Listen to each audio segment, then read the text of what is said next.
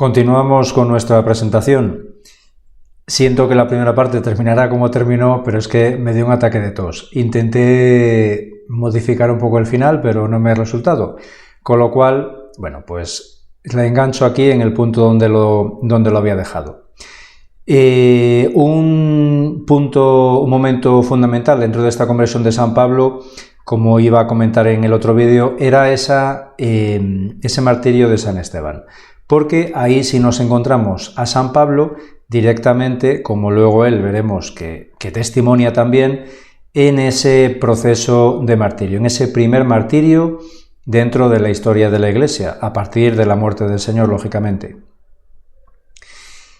Bueno, lo que vamos a ver ahora es cómo este martirio nos manifiesta esa persecución tan cruenta de los cristianos, y cómo en San Pablo él no nos va a manifestar que él hubiera matado a ningún cristiano directamente, de forma explícita, pero sin embargo sí nos manifiesta esa rabia y ese odio que sentía hacia los cristianos en ese primer momento, como claramente también se ve en ese martirio de San Esteban, y luego va manifestando en diferentes momentos en los Hechos y en sus cartas.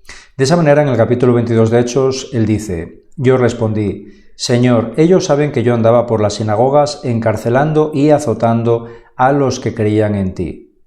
Y cuando se derramaba la sangre de tu testigo Esteban, yo también me encontraba presente aprobándolo y guardando los vestidos de los que lo mataban. Es decir, lo que veíamos en la anterior imagen. Como él se encontraba ahí, aprobaba claramente ese martirio, y previamente decía cómo él azotaba y personalmente también encarcelaba a todos los cristianos que él conseguía descubrir.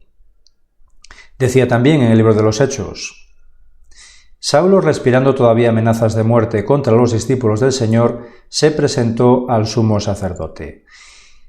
Es decir, esas amenazas eran de muerte. Aquí vemos claramente cómo San Pablo se muestra como un auténtico terrorista. Él lo que hacía era crear terror entre estos primeros seguidores del Señor, estos primeros cristianos. Con lo cual ahí no queda ninguna duda de esa actitud de San Pablo. Y sigue diciendo luego más adelante: yo perseguí a muerte este camino, encadenando y metiendo en la cárcel a hombres y mujeres, como pueden atestiguar en favor mío el sumo sacerdote y todo el consejo de los ancianos.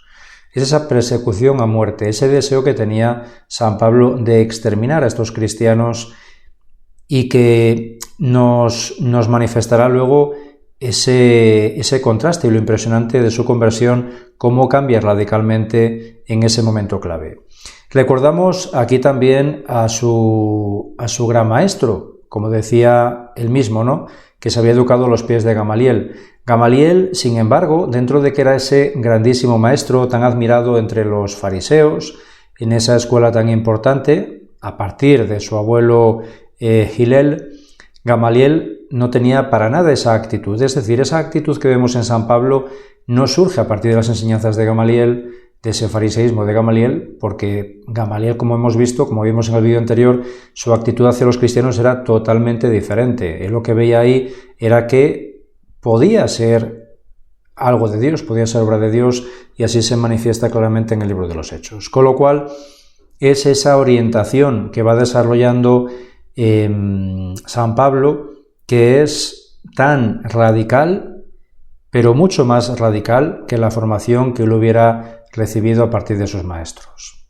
Y llega ese momento clave, ese momento en el camino de Damasco, cuando se le manifiesta al Señor y le muestra eso: Saulo, Saulo, ¿por qué me persigues? No persigue a los cristianos, le persigue directamente a él. Para ver claramente y profundizar en esta conversión, tenemos que recurrir al libro de los Hechos, a lo que nos relata San Lucas. De esa manera, San Lucas nos va a mostrar en este libro 3 pasajes en los cuales se muestra esa conversión.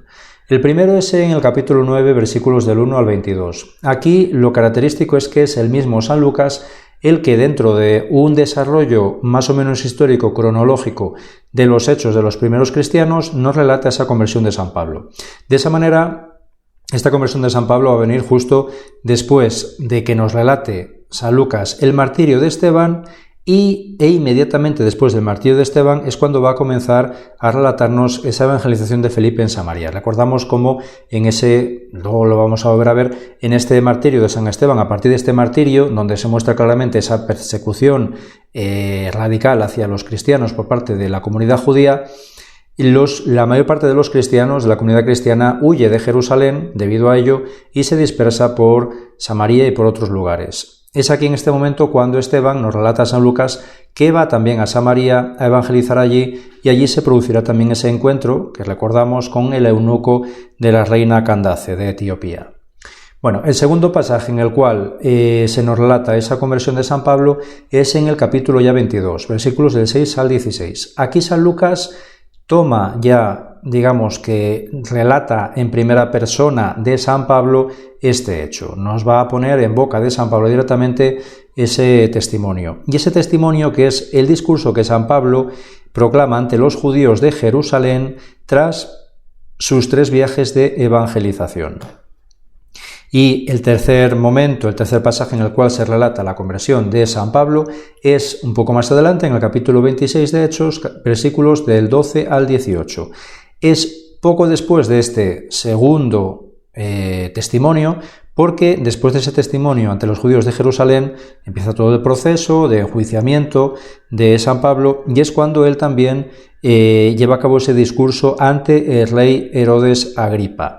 Y es donde le manifiesta aquí también a Herodes Agripa personalmente San Pablo ese testimonio de su conversión. Herodes Agripa, que si lo habéis meditado y si lo leéis, ahí se queda admirado por ese testimonio, incluso dice que él incluso se podría haber convertido al cristianismo debido al impacto, ¿no?, que le crea ese testimonio de San Pablo, porque lógicamente también a San Pablo seguramente le conocería y tenía referencias de él y de cómo había sido su vida anterior y de la persecución que había llevado a cabo ante los cristianos. Bueno, pues este discurso es justo antes de que él ya embarque en su cuarto viaje, su viaje definitivo que le llevará a Roma, para luego también sufrir allí prisión y al final martirio. Pues estos son los 3 pasajes en Hechos en los que se nos relata esta conversión de San Pablo. El primero relatado por San Lucas, segundo y tercero relatados ya personalmente por San Pablo y recopilados por San Lucas.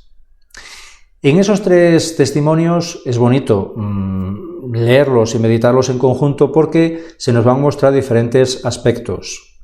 Pero en esencia lo que tienen en común los 3, sin ninguna diferencia, es esto. La esencia de la conversión, que es esas palabras. Saulo, Saulo, ¿por qué me persigues? Y San Pablo le responde, ¿quién eres tú, Señor? Y el Señor le dice, yo soy Jesús, a quien tú persigues. Aquí destacar por un lado que el Señor le llama por su nombre hebreo, no le llama Pablo, sino que le llama Saulo. Sin embargo, recordamos cómo a partir de que él comience su proceso de evangelización, San Pablo ya se llamará a sí mismo continuamente Pablo, no se denominará como Saulo, e incluso San Pedro en su segunda carta también lo nombra como Pablo. Pero sin embargo el Señor le llama por su nombre hebreo, Saulo o Saúl. Como decíamos al comienzo de esta segunda parte, el martirio de San Esteban es clave para introducirnos en la persona de San Pablo y también en su proceso de conversión. De esa manera, veamos la imagen de antes otra vez, dice así en Hechos, capítulo 7. Y se pusieron a apedrear a Esteban, que repetía esta invocación: Señor Jesús, recibe mi espíritu. Luego, cayendo de rodillas y clamando con voz potente, dijo: Señor, no les tengas en cuenta este pecado. Y con estas palabras murió.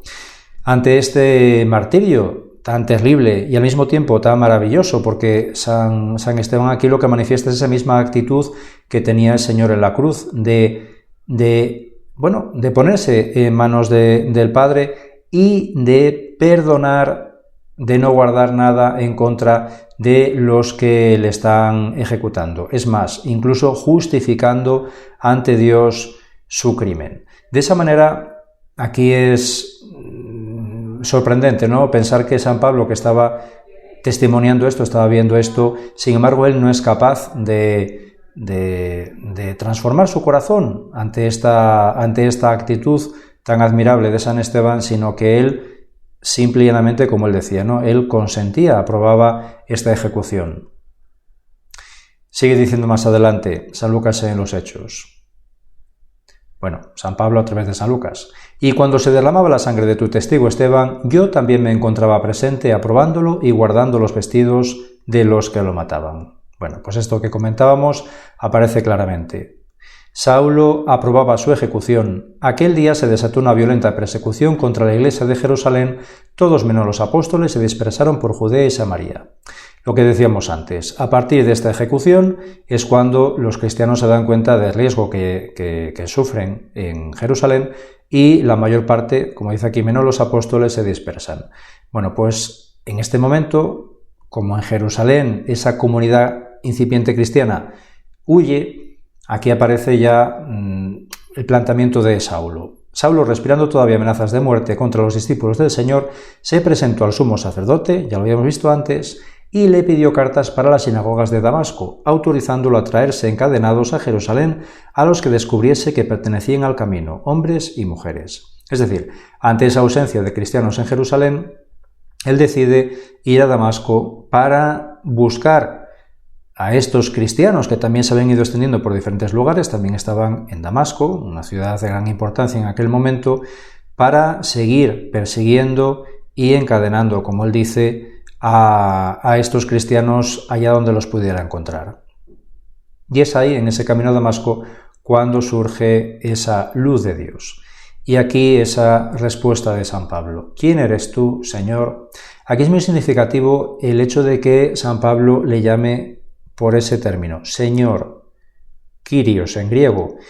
Él aquí lo que manifiesta realmente es que esa presencia que se le muestra es el Señor, no es algo desconocido, que para él evidentemente era alguien desconocido todavía porque aún no le conocía, pensaba que le conocía, no le conocía, pero él en este momento ya ve que esa manifestación es el mismo Dios. Ahí, ante esa palabra que él utiliza, ese Señor, no hay ninguna duda.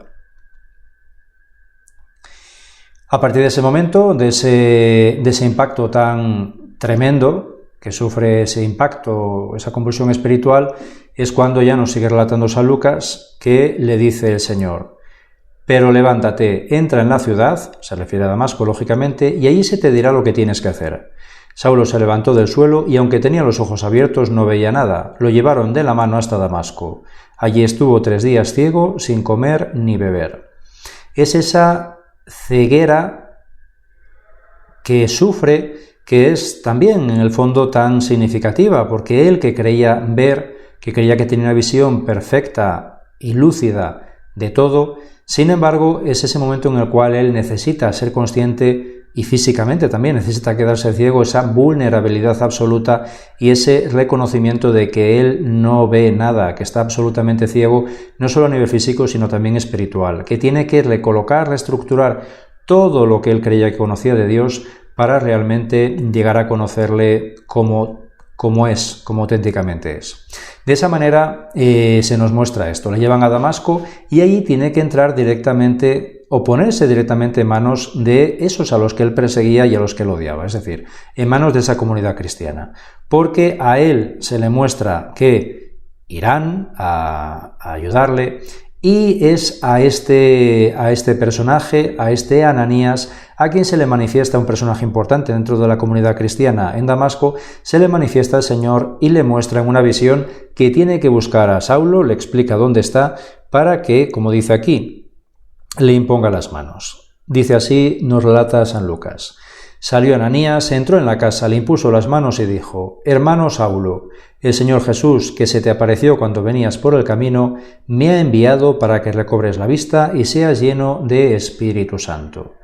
Aquí se nos muestra ya claramente que en el libro de los Hechos es esa gran figura, esa figura fundamental dentro de la Santísima Trinidad, esa manifestación del Señor a través del Espíritu Santo. Bueno, pues aquí se manifiesta esa presencia del Señor a través de su Espíritu que hace que recobre la visión a través de Ananías por esa imposición de manos de Saulo. Bueno, pues será ese momento en el cual Saulo se vaya transformando. No es un cambio inmediato, sino que luego él tendrá que huir de Damasco, porque allí le empiezan a perseguir los judíos, tendrá que pasarse un tiempo en la soledad, en el desierto, como él nos relata, en Arabia, y luego volverá otra vez a Jerusalén para allí entrar en contacto con los apóstoles. Y a partir de ese momento será cuando empiece todo su periplo, todos sus viajes y sus escritos manifestando esa buena nueva del Señor y esa venida del Mesías, esa presencia tan patente del Señor entre nosotros, de ese Mesías tan esperado por los judíos.